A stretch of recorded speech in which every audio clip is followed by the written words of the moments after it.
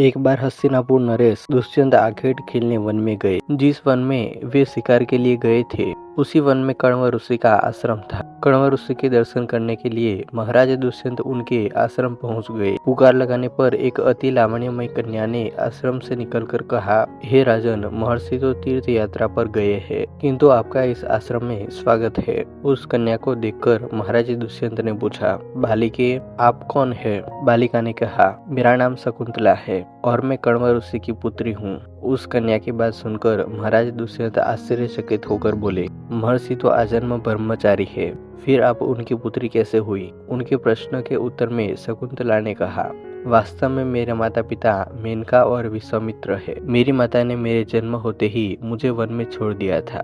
यहाँ पर शकुंत नामक पक्षी ने मेरी रक्षा की, इसलिए मेरा नाम शकुंतला पड़ा। उसके बाद कण्व ऋषि की दृष्टि मुझ पर पड़ी और वे मुझे अपने आश्रम ले आए। उन्होंने ही मेरा भरण पोषण किया। जन्म देने वाला, पोषण करने वाला तथा अन्न देने वाला, ये तीनों ही पिता कहे जाते हैं। इस प्रकार कण्व ऋषि मेरे पिता हुए। शकुंतला के वचनों को सुनकर महाराज दुष्यंत ने कहा, शकुंतले, तुम क्षत्रिय कन्या हो। तुम्हारे सौंदर्य को देखकर मैं अपना हृदय तुम्हें अर्पित कर चुका हूँ। शकुंतला भी महाराज दुष्यंत पर मोहित हो चुकी थी, अतः उसने अपनी स्वीकृति प्रदान कर दी। दोनों ने गंधर्व विवाह कर लिया। कुछ काल महाराज दुष्यंत ने शकुंतला के साथ विहार करते हुए वन में ही व्यतीत किया। फिर एक दिन वे शकुंतला से बोले, प्रियतमे, मुझे अब अपना राजकार्य देखने के लिए हस्तिनापुर प्रस्थान करना होगा। महर्षि कण्व के तीर्थ यात्रा से लौट आने पर मैं तुम्हें यहाँ से विदा कराकर अपने राजभवन में ले जाऊंगा। इतना कहकर महाराज ने शकुंतला को अपने प्रेम के प्रतीक के रूप में अपनी स्वर्ण मुद्रिका दी और हस्तिनापुर चले गए। एक दिन उसके आश्रम में दुर्वासा ऋषि पधारे। महाराज दुष्यंत के विरह में लीन होने के कारण शकुंतला को उनके आगमन का ज्ञान भी नहीं हुआ और उसने दुर्वासा ऋषि का यथोचित स्वागत सत्कार नहीं किया। दुर्वासा ऋषि ने इसे अपना अपमान समझा और क्रोधित होकर बोले, बालिके, मैं तुझे शाप देता हूँ कि जिस किसी के ध्यान में लीन होकर तूने मेरा निरादर किया है वह तुझे भूल जाएगा।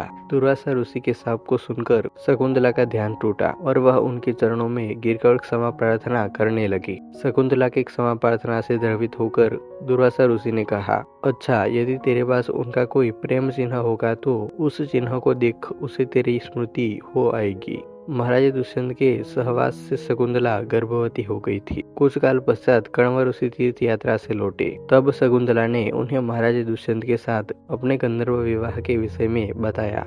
इस पर महर्षि कण्व ने कहा, पुत्री विवाहित कन्या का पिता के घर में रहना उचित नहीं है। अब तेरे पति का घर ही तेरा घर है। इतना कहकर महर्षि ने शकुंतला को अपने शिष्यों के साथ हस्तिनापुर भिजवा दिया। मार्ग में एक सरोवर में आचमन करते समय महाराज दुष्यंत की दी हुई शकुंतला की अंगूठी, जो कि प्रेम चिन्ह थी, सरोवर में ही गिर गई। उस अंगूठी को एक मछली निगल गई। महाराज दुष्यंत के पास पहुंचकर कण्व ऋषि के शिष्यों ने शकुंतला को उनके सामने खड़ी करके कहा, महाराज, शकुंतला आपकी पत्नी है, आप इसे स्वीकार करें। महाराज तो दुर्वासा ऋषि के शाप के कारण शकुंतला को विस्मृत कर चुके थे, अतः उन्होंने शकुंतला को स्वीकार नहीं किया और उस पर कुलटा होने का लांछन लगाने लगे। शकुंतला का अपमान होते ही आकाश में जोरों की बिजली कड़क उठी और सबके सामने उसकी माता मेनका उसे उठा ले गई। जिस मछली ने शकुंतला के अंगूठी को निगल लिया था, एक दिन वह एक मछुआरों के जाल में आ फंसी। जब मछुआरे ने उसे काटा तो उसके पेट में से अंगूठी निकली। मछुआरे ने उस अंगूठी को महाराज दुष्यंत के पास भेंट के रूप में भेज दिया। अंगूठी को देखते ही महाराज को शकुंतला का स्मरण हो आया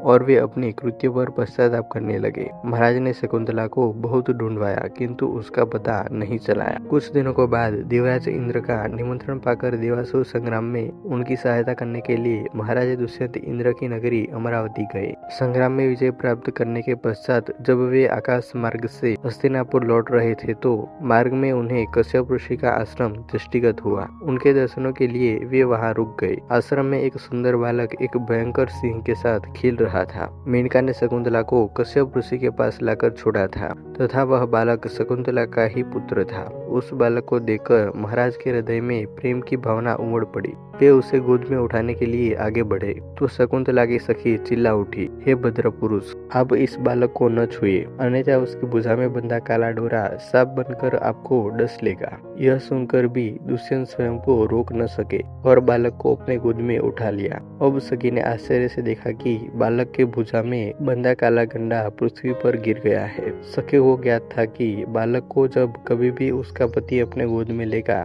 वह काला डोरा पृथ्वी पर गिर जाएगा। सखी ने प्रसन्न होकर समस्त वृत्तांत शकुंतला को सुनाया।